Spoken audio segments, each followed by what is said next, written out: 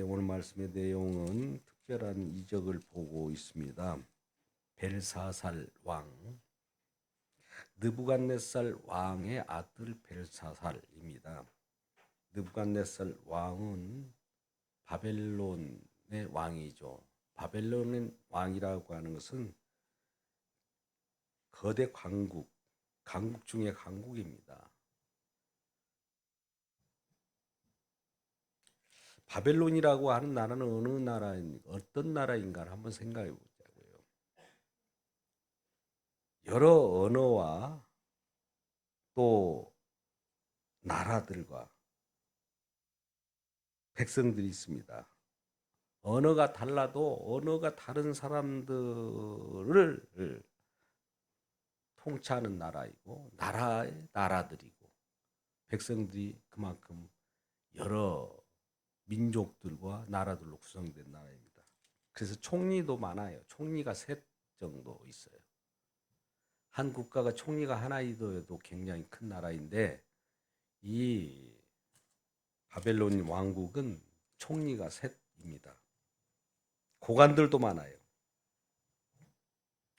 그런데 그 나라에 이 바벨론 왕국에 벨사살 왕이라고 하는 나라가 바벨론 나라의 느부갓네살 아들 벨사살이라는 왕이 통치하던 시대입니다.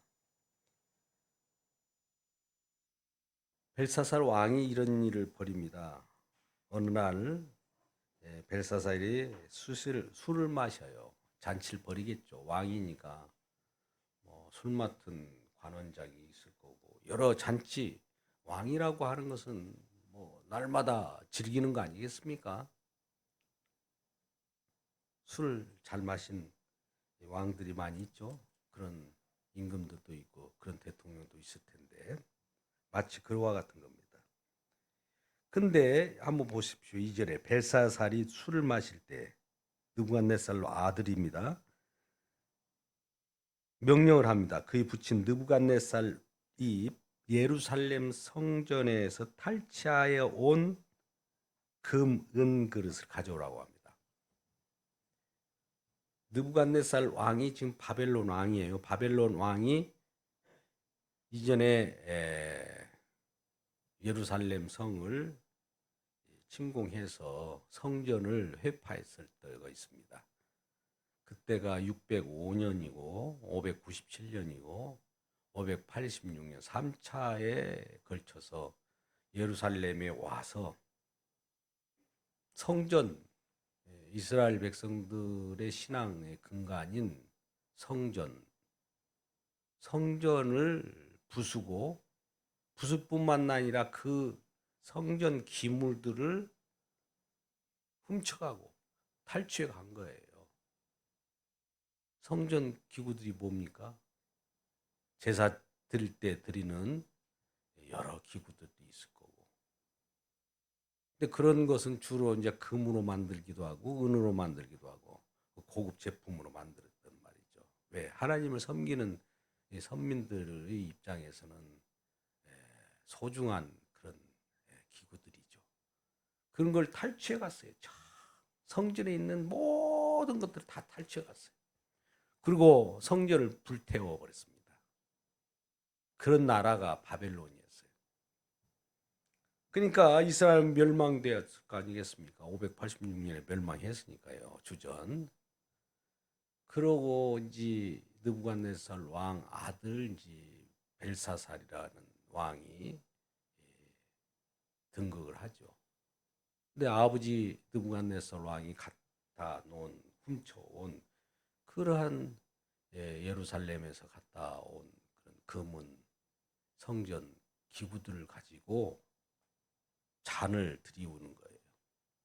훔쳐온 그러한 성전 제사 드리는 그런 기구들을 가지고 자기 기쁨을 만끽하는 데 사용한단 말이에요. 술 한잔 하는데 그래 좋아. 술도 번득이는 데다가 술을 따라 먹어야 맛있는 거 아니냐. 술 맛이 좋으려면 좋은 그릇에다 마셔야 된다.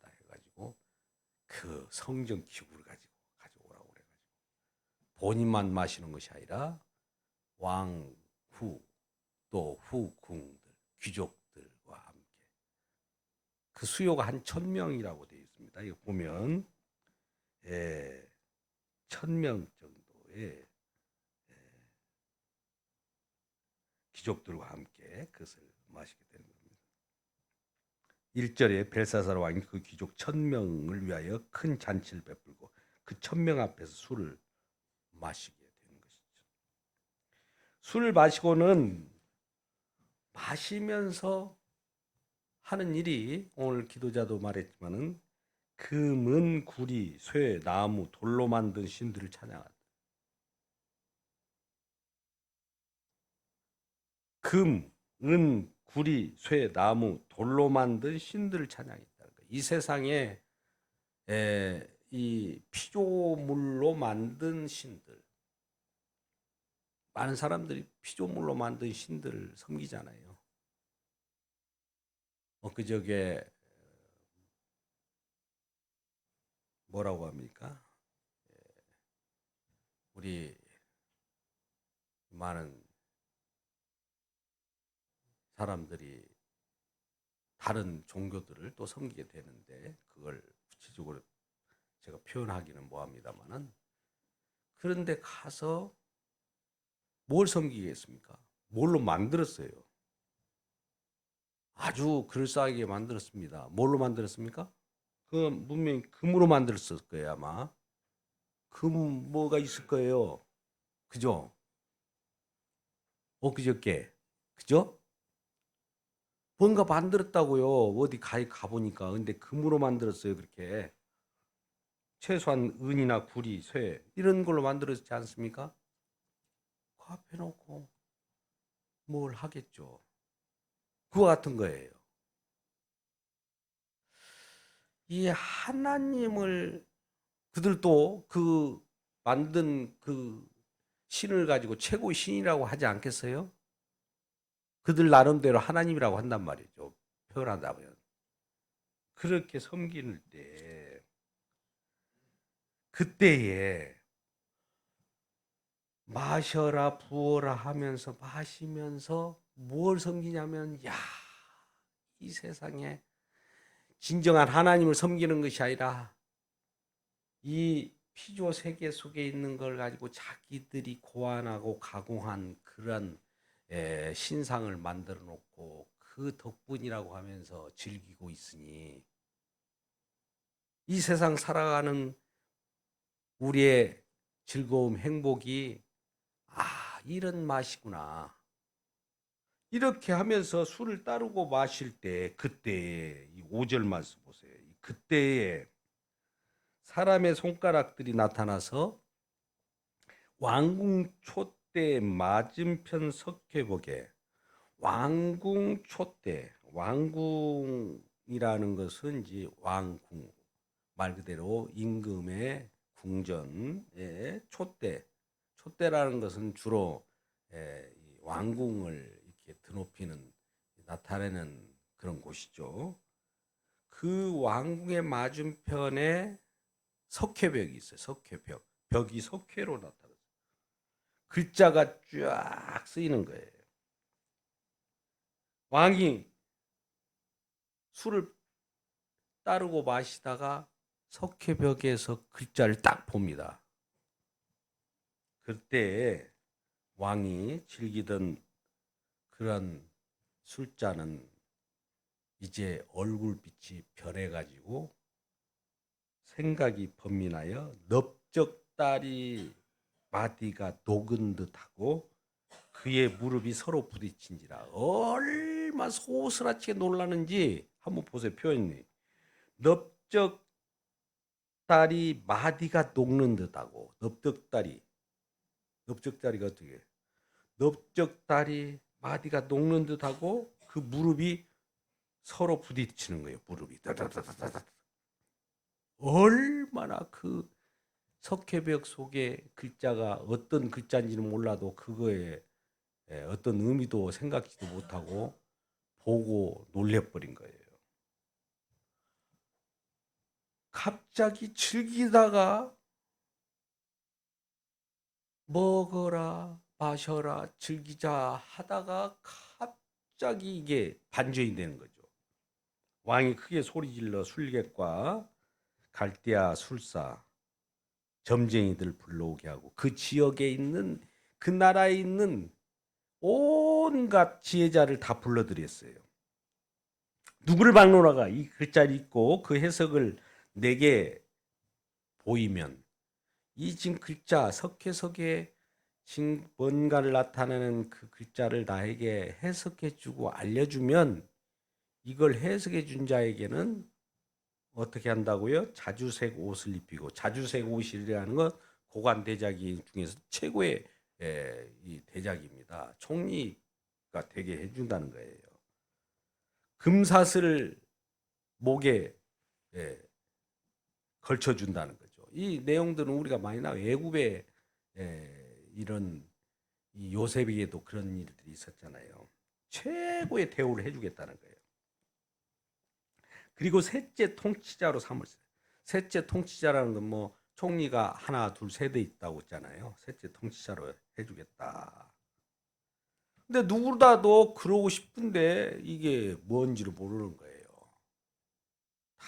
다들 고민하고 있죠. 9절에 그때 벨사살 왕이 크게 번민하고 고민하면서 얼굴빛이 변하죠. 얼굴빛이 변한다는 것은 근심한다는 거죠. 근심한. 근데 그 왕비 벨사살의 왕비가 이런 얘기를 듣고 왕과 그 귀족들로 말미암아 이 잔치가 잔치를 벌이는데 잔치가 깨지면 안 되잖아요. 그러니까 이런 생각을 하는 거예요. 왕비가 어디서 많이 들었던 것 같아요. 왕 앞에 나와가지고 걱정하지 말라고 만수무가 없어서 이제 이 나라에 거룩한 신들의 영들을 가지고 있는 사람이 있다는 거예요. 거룩한 신들의 영을 확보하고 있는 사람이 있는데 그는 지혜와 명철이 총명하여 모든 일들을 다 해석해낼 수 있을 거라는 말을 전합니다. 그의 벨드사살이라고 하는 이름하는 다니엘인 거예요. 다니엘이라는 자는 모든 걸 해석해 줄 수 있으니까 왕이여 걱정하지 마소서 그를 불러다가 한번 이 얘기를 들어봅시다 해서 그를 데려다가 이 얘기를 듣게 되는 것이죠. 그래서 부름받아서 이제 다니엘이 왕 앞에 나오게 되는 것이죠. 그래서 14절에 이제 왕은 이와 같이 말합니다. 이 벨드사살인 다니엘에게 내가 내게 대하여 들은즉 네 안에는 신들의 영이 있으므로 즉 다니엘 안에 신들의 영이 있다는 것은 아마 성신이겠죠. 성신. 우리 같으면 성령 받았다고 그러잖아요. 우리 안에 성신들이 있으므로 내가 명철과 총명과 성신으로 말미암아 비상한 지혜가 있다 하도다. 지금 이 해석에 대해서 내가 있는 이 얘기를 듣고 이것을 해석해 다오. 그러면 자주색 옷과 금사슬을 내 목에 걸어주겠다. 이런 말을 합니다. 근데 17절에 다니엘이 왕에게 대답하여 이르되 왕이여 나에게 뭐 예물 이렇게 준다고 하는 거 줄 필요 없고 그냥 왕이 가지소서. 그리고 왕이 나에게 상급을 준다고 하는 거 뭐 목에 딱 걸쳐주고 이런 건 그냥 안 줘도 좋습니다. 안 줘도 내가 그거 해석해주고 이 글을 해석해 드리겠습니다. 이렇게 합니다. 18절 왕이여 지극히 높으신 하나님이 왕이 붙인 느부갓네살이 나라에 큰 권세와 영광 위엄을 주셨고 이제 이 글에 대해서 얘기하는 거예요. 벨사살에게 보였던 그 석회벽 속에서 글이 나타난 내용을 얘기하는데 벨사살에게 얘기하기를 벨사살 왕의 아버지에 대한 얘기를 먼저 한 거예요. 느부갓네살 왕에게 큰 권세를 주셨는데 백성들과 나라들과 언어가 다른 모든 사람들에게 그 앞에 수많은 민족들이 떨며 그 치리 앞에서 꼼짝을 못하고 있는데 이 느부갓네살 왕이 임으로 죽이기도 하고 살리기도 하고 임으로 높이기도 하고 낮추기도 하는 그런 권세를 가질 정도로 큰 권능을 하나님께서 그에게 줬다 이거예요. 느부갓네살에게. 근데 이 느부갓네살에게 하나님께서 그런 권능과 지혜와 능력을 줬는데 그게 하나님께서 주신 권능이지도 모르고 교만해 가지고 20절 그가 마음이 높아지며 뜻이 완악하여 교만을 행함으로 그의 왕위가 패한 바 되어 그 영광을 빼앗겼다. 이전에 이제 다니엘 4장에서 지난주에 우리가 말씀을 한 바와 같이 느부갓네살 왕이 그런 경험을 했잖아요. 여러 큰 나무가 엄청 솟아나는 그런 하늘을 닿는 나무 속에서 짐승들이 그 속에 깃들이고 새들도 움츠리는 그런 큰 환상을 봤습니다.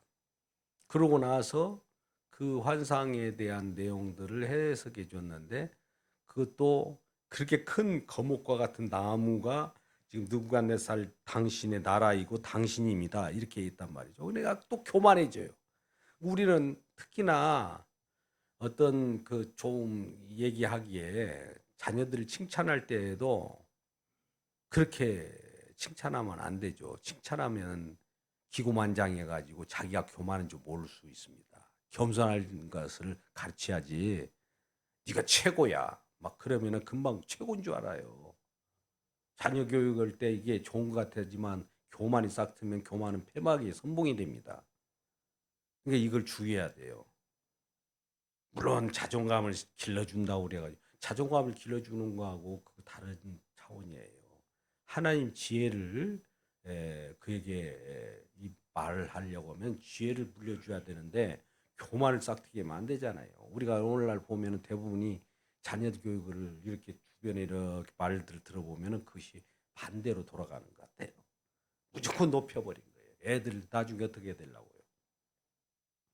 마찬가지요. 느부갓네살 왕에게 이 얘기를 하는데 이 느부갓네살 왕은 그렇게 듣는 거예요. 자기가 최고라는 거예요. 뭐 뭐든지 최고 막 금신상이 자기라고 하고 이 뭐 제국도 자기라고 하니까 이 교만이 금방 싹튼 거예요. 나 외에는 없는 거예요. 하나님도 없는 거예요, 이제. 하나님이 계시고 나서 자기가 있는 것을 이렇게 알면은 참 좋은 건데 지혜자는 먼저 하나님을 생각하고 자기를 생각하는 건데 이 자는 하나님도 없고 자기가 최고의 지혜자니까 자기가 하나님이 되어버린 거죠. 그러니까 하나님께서 그런 느부갓네살 왕에게 그런 교만이 싹틀 때는 교만이 싹튼 자에게는 이제 하나님이 어떻게 조치할 것인가도 알려줘요. 어떻게 조치합니까? 그 말을 이제 한번 했던 거죠. 사람 중에서 쫓겨나서 그런 권능 있던 왕이 이제 사람에게 쫓겨나서 그의 마음이 들짐승의 마음과 같다. 들짐승의 마음과 같다는 건 뭡니까?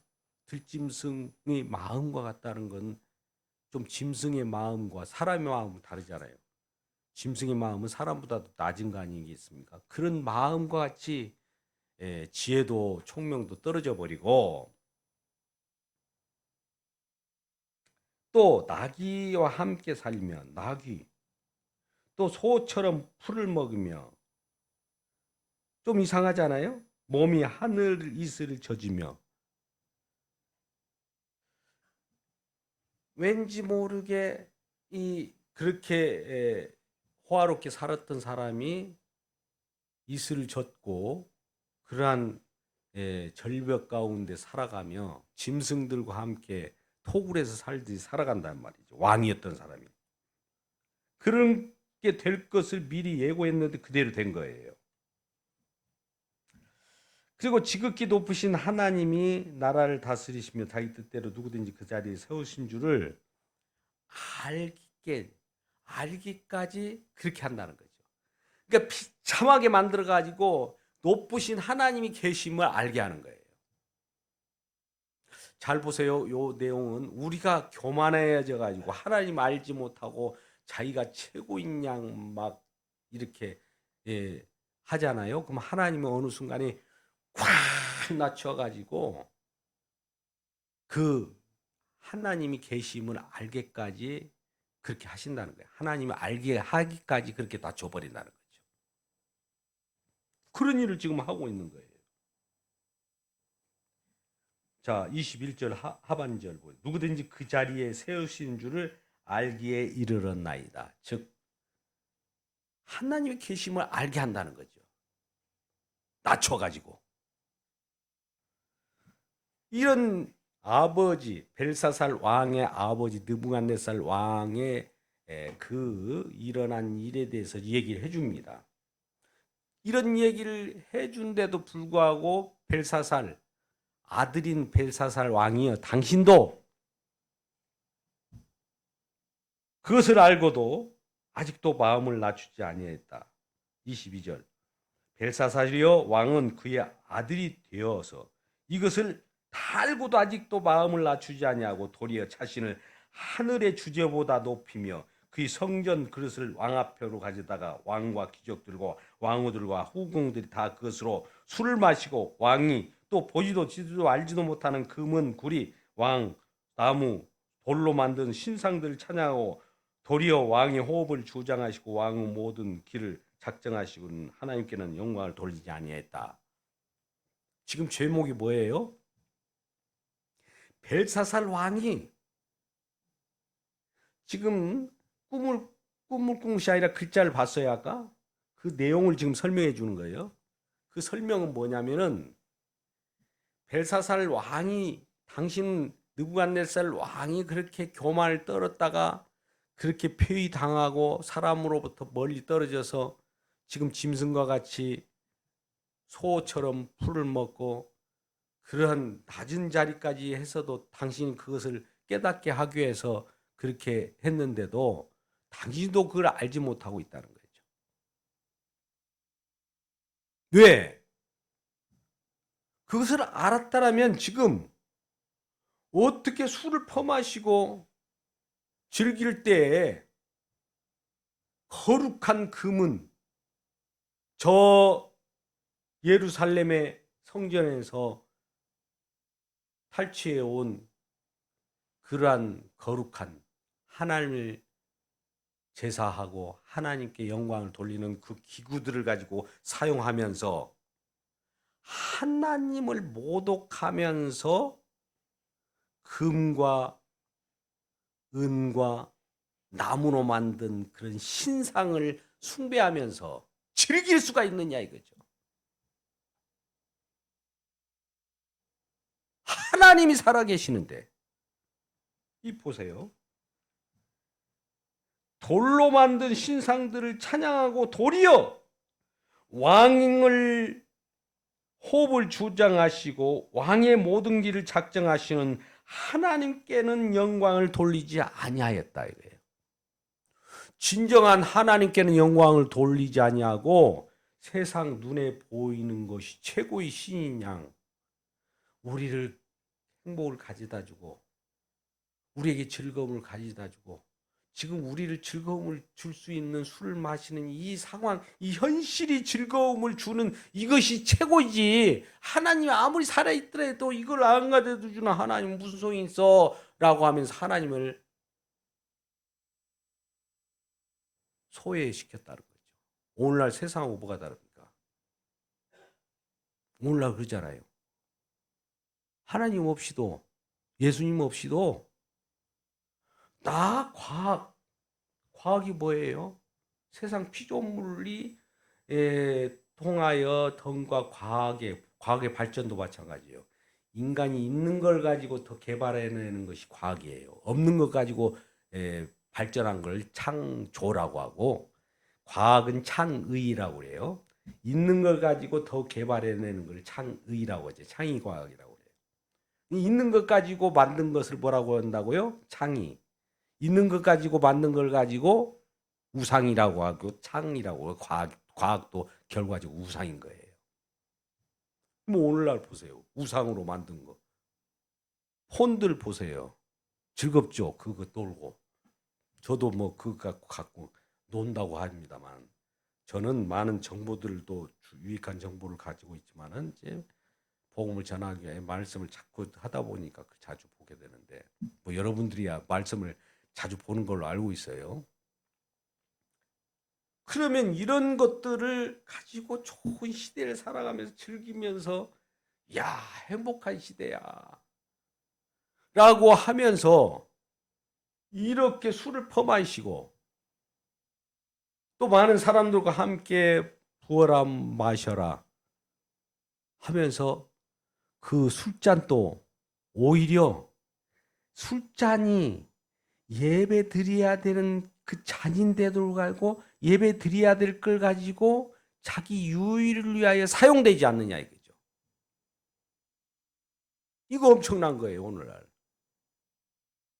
예배 드려야 될 우리, 예배 드려야 될 저와 여러분의 몸을 가지고 즐기는 데 사용해 버린다는 말이죠. 뭐가 달라요? 현실적으로 해석한 거예요. 영적 해석입니다. 할렐루야. 문자적 해석이 아니라.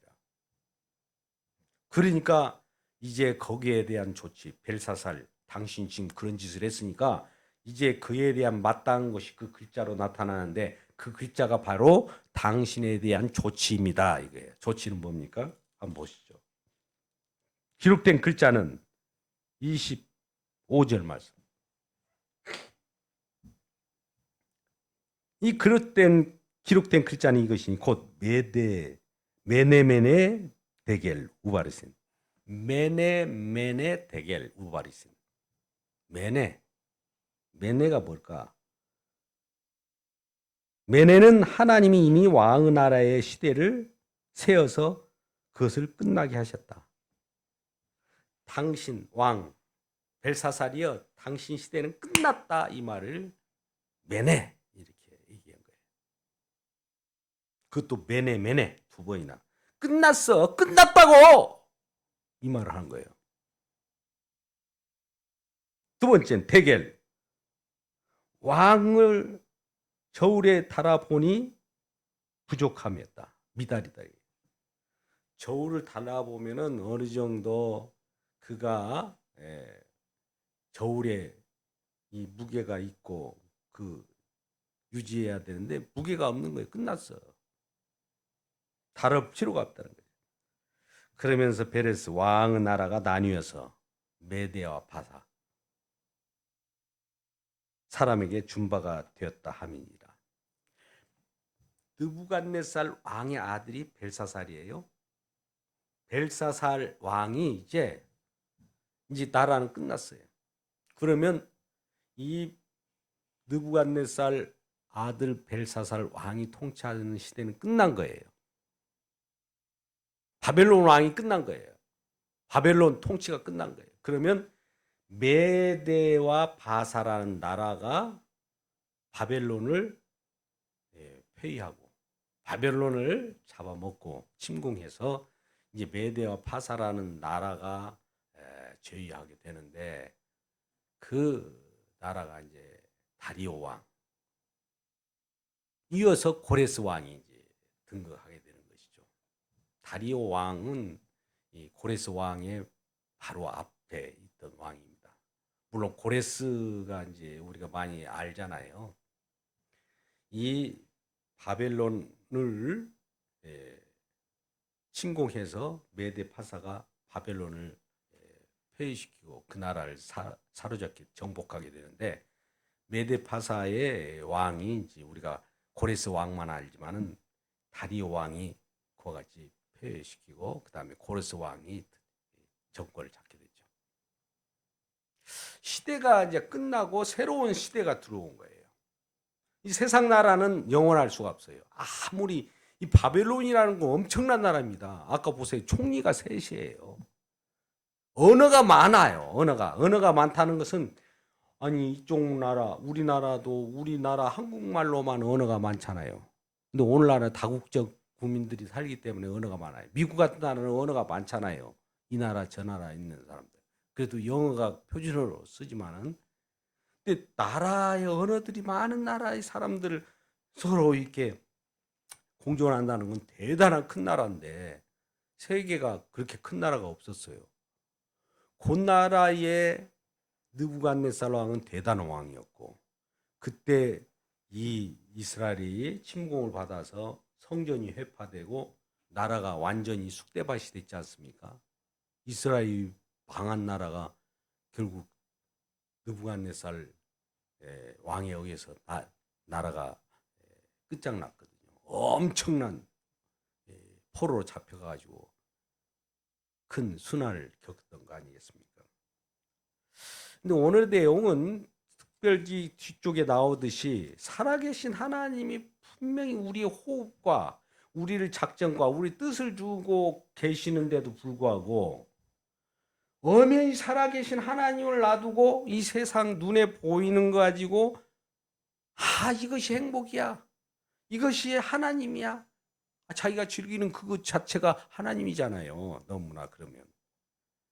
그거에 만족하니까 하나님이 계신 것도 알지도 못하고 하나님 계신데도 불구하고 하나님 의식하지 못하는 그 자체가 이 벨사살의 잘못이었던 것이죠. 우리도 잘못 그릇된 이 벨사살과 같은 생각을 갖는다면 어느 순간에 너는 운명은 끝났어. 매네 끝났다고 2번씩이나 이렇게 강조하고 그 다음에 무게를 달아오고 너는 무게를 달아보니까 살 가치가 없어. 인생 끝이야. 하면 새롭게 뒤엎어버린다면 어떤 일이 벌어질까요?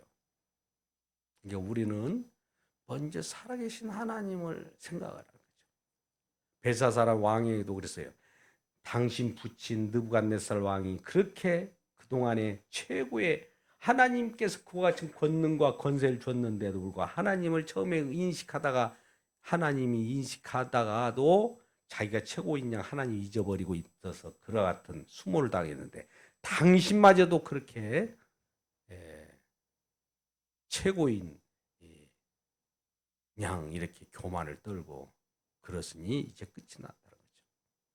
우리 마음속에 혹시나 안 그런다고 하더라도 보이지 않게 세상에 이딴 행복을 세상의 행복이 아니에요. 세상 행복이라는 그것이 우상이 될 수가 있어요. 우린 주님이 행복입니다. 할렐루야. 이 말을 잘 들어보셔야 돼요. 주님이 행복이에요. 세상에 주어진 것 가지고 행복을 찾아봐야 그건 세상 것은 사라질 것이에요. 그러니까 그런 것은 하나님께서 앞으로 취해가 버린다는 얘기예요. 주님은 주님 자체가 행복이면 주님과 함께 영원히 살면 그 자체가 우리에게 행복이지 않겠습니까? 그러니까 이런 내용들을 이 시간에도 전 세계적으로 복음 증거자를 통해서 목놓아 외치고 주님 앞에 나오라고 하고 다른 건 몰라도 이거는 알아야 된다고 이것이 행복이라고 이렇게 애치는 자들의 목소리를 듣기를 주님의 이름으로 축복합니다. 우리가 이제 올해 한 해가 이제 벌써 3분의 1이 가고 또 시작되는 마당에 한 영혼, 한 인격이라도 올해는 한 분씩만 전도하여요. 한 사람 VIP. 올 한 해는 무조건 매년 한 사람만 전도하면 되는 거예요. 많은 걸 요구하지 않습니다.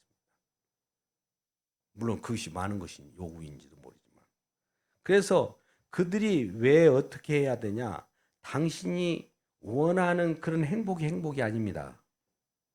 당신이 쫓는 그것이 진정한 신이 아닙니다. 이걸 알려지고 진정한 신, 진정한 하나님을 섬기는 것에 우선 우리 주님을 섬기고 보는 거예요. 다른 것 같지 않고. 어떤 일을 하더라도 주님을 섬기는 저와 여러분 되시기 주님의 이름으로 축복합니다. 왜 그러냐면 지난주 우리 이제 설교를 한 것을 한번 경험해 보자고요. 골로새서 3장을 했는데요. 골로새 3장 17절에서 또 모든 일에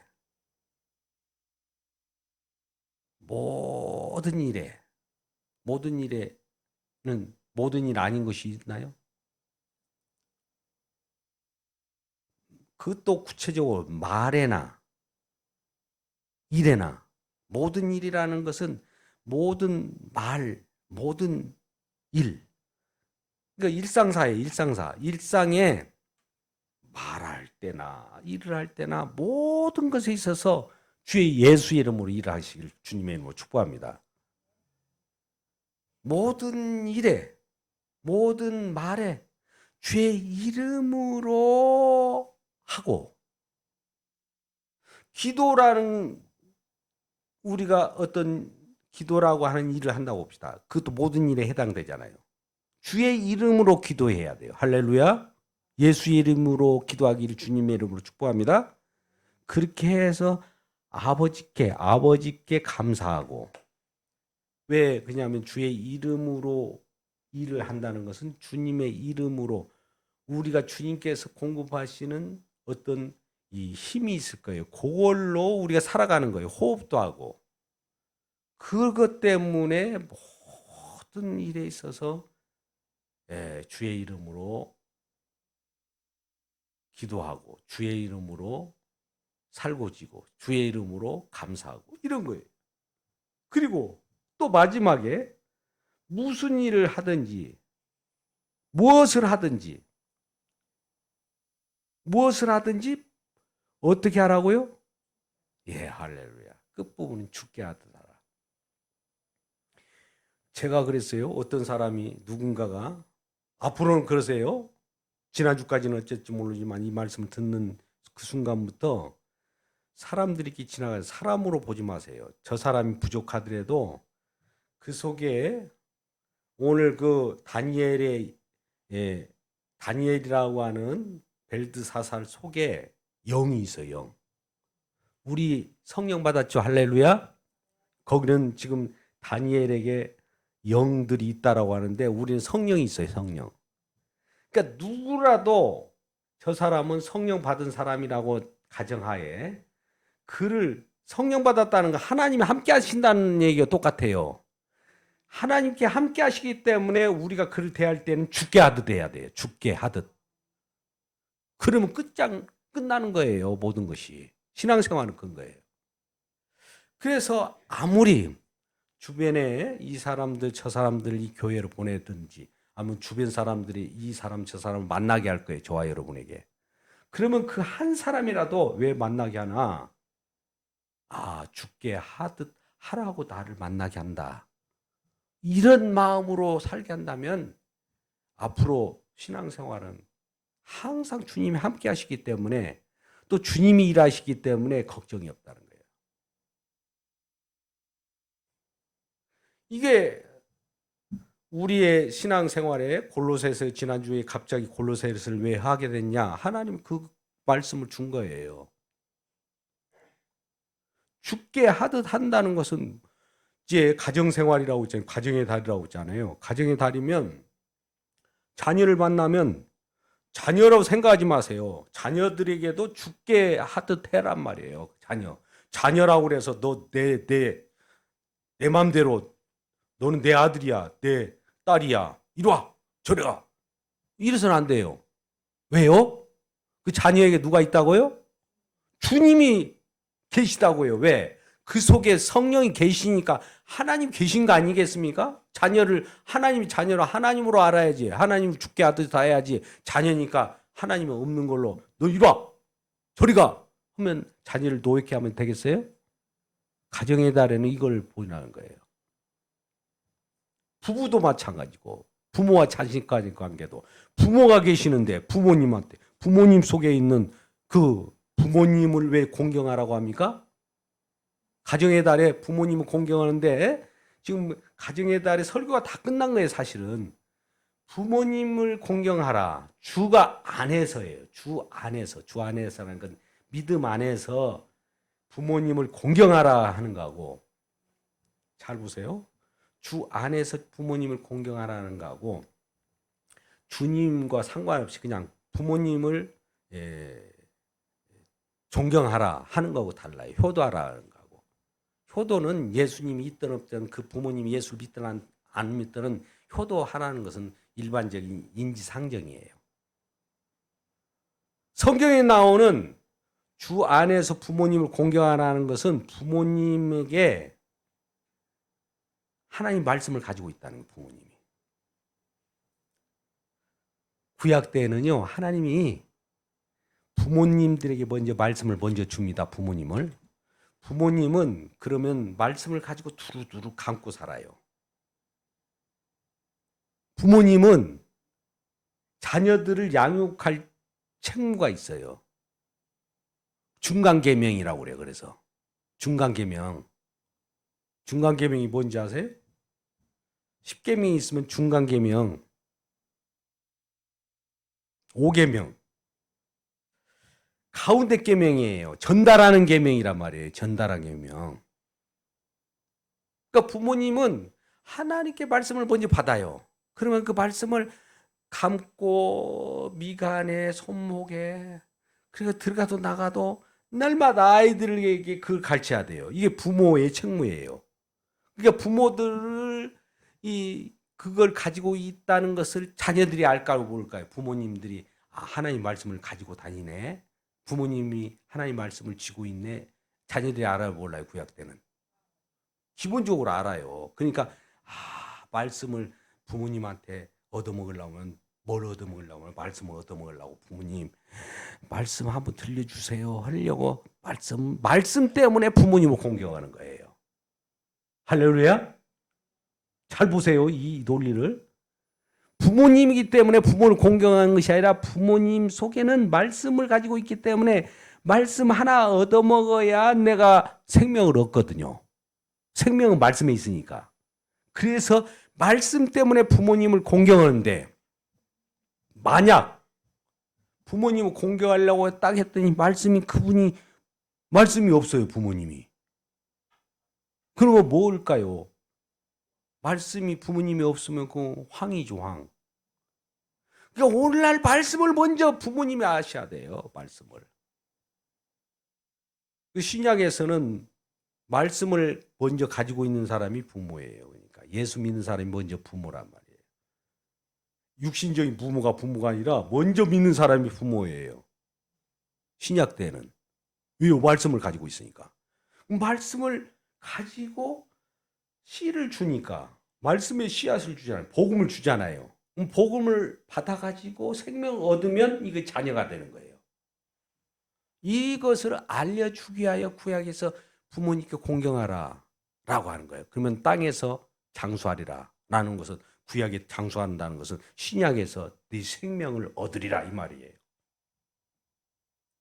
그래서 가정의 달에 그런 말씀을 지금 증언하라는 것이고 또 직장 생활에도 그렇잖아요. 상전과 부하, 종과 부하 직원 간의 관계도 상사 높은 사람 이사나 부장 선생님 있다고 봅시다. 그러면 괜히 그 사람의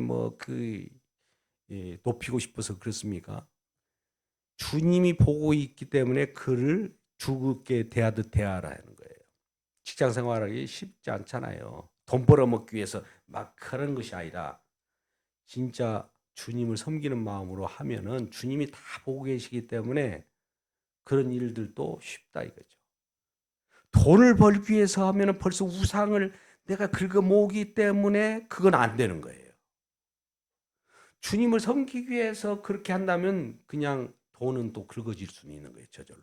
이게 참 논리라는 게 돈이 목적이 아니라 주님이 목적이면 주님이 돈을 주는 거고 돈이 목적이면 주님이 또 돈을 뺏어가는 그래요. 그러니까 주님을 목적으로 두는 거예요. 주님을. 사나 죽으나 주님이에요.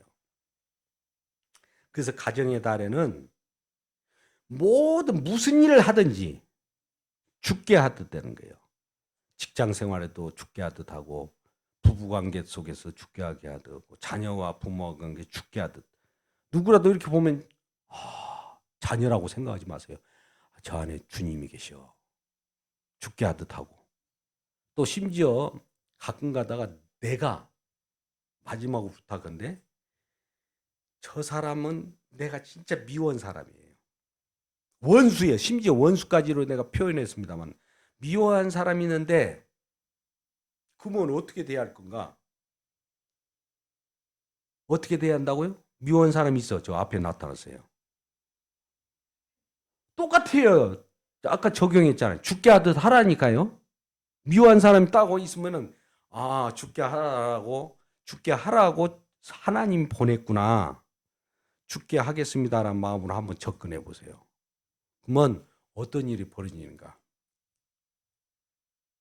이전에는 죽게 하지도 않으려고 하면 벌써 상대방이 미운 사람이 오면 나도 경계심을 갖는데 죽게 하듯 하면 내 마음이 풀려요. 또 저 사람 마음 죽게 하다 하면 하나님이 그 마음을 풀어준다고 서로 간에. 원수는 뭐냐면은 이 세상 원수는 마귀지만 보통 우리가 생각하는 원수들은 원수가 아니에요. 원수로 착각할 뿐이지. 사람이 원수입니까? 사람은 원수가 아니에요. 사람을 원수를 사랑하라는 예수님 말씀은 원수인 마귀를 사랑하는 뜻이 아니라 사람들을 사랑하라는 거예요. 그 말은 원수가 저기 나타났어. 그러면 어떻게 해야 될까요? 예? 답 또 알려주잖아요. 죽게 하듯 하란 말이죠. 그러면 어떤 일이 벌어지냐? 원수가 사라져 버려요. 원수였는데 원수가 사라졌어요. 죽게 하듯 해버리니까 주님이 돼버렸잖아요, 저 사람이. 그러면 원수가 없어진 거예요. 그러면 다 서로 화목 관계가 되어버린다고요. 이것을 주님께서 이 땅에 화평을 주러 왔노라 이 말이에요. 그래서 가정의 달에 화평한 가정들이 다 되기를 주님의 이름으로 축복합니다. 기도하겠습니다. 아버지 하나님 감사합니다. 주님의 은혜 가운데 오늘도 풍성한 은혜를 주심을 감사합니다. 그렇습니다. 이 세상 모든 것 위에 살아계 역사하시는 우리 주님 계심을 압니다. 주님의 힘과 능력으로 우리가 호흡할 수 있고 주님의 통치 속에 작정 속에 우리가 있음을 압니다. 눈에 보이는 것이 다가 아니요 보이지 않는 하나님께서 살아계셔서 오늘 또 우리를 운행하시고 우리를 인도하여 주시고 영원까지 이끄심을 믿습니다. 이러한 주님을 믿는 기쁨으로 살아가게 하여 주옵소서. 예수님의 이름으로 기도드리옵나이다. 아멘.